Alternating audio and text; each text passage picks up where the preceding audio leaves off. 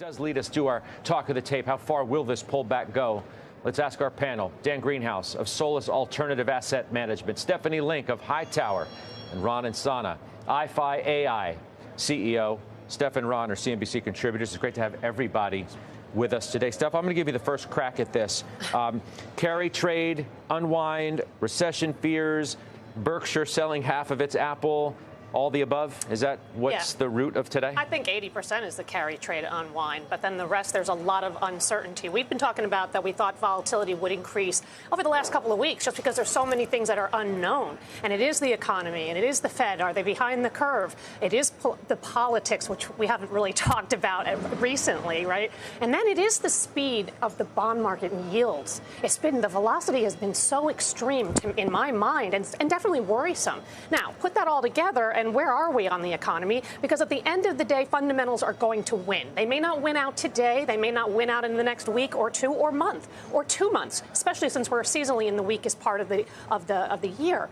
But what I would say is the economy is still growing above trend, 2.5%. Atlanta Fed trackers there at 2.5%.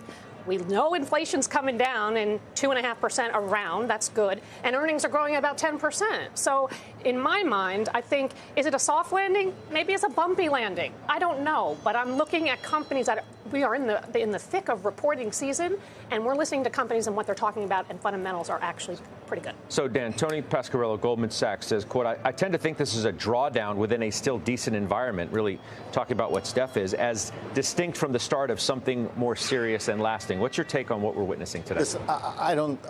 The percentage cause, whether it's the carry trade or the Fed or whatever it might be, is to me, this is a silly conversation. To me, it's clearly the carry trade story from Japan. The market's down 12+%.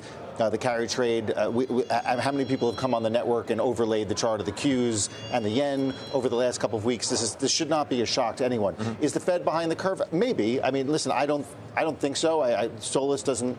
I mean, we're a hedge fund. We don't put out macroeconomic forecasts. But I can say after this morning's conversation pretty convincingly that we don't think there should be an intra-meeting cut. That just seems silly to us. And to Steph's point about the economy, the ISM number this morning was super, super important. And you knew that even beforehand. If this number was much weaker than expected, then for sure it would corroborate some of those worst fears. But service jobs are 85% of all jobs. Service sector is a much larger portion than the goods sector. And the number was pretty good across the board. And so I think you have to take solace from that report. You, Ron, went on a bit of a tweet storm starting some 14 hours ago, essentially arguing that the Fed is behind the curve and that they need to act and act now. Well, I think they should say something now. I don't need to necessarily think, like Jeremy Siegel suggested, that you need a 75 basis point intermeeting cut. I think the Fed should provide some reassurance to the markets. Remember, Scott, the Nikkei crashed. It's down 20% in 2 days. The yen has gone from 161 to 142 in a matter of a month. And that has created this disruption in financial markets that the type of which I would analogize to 1997-98, where there's a crisis of sorts going on within markets that the Fed should probably step out, assuage some fears, and then cut in September, because I do think they're behind the curve.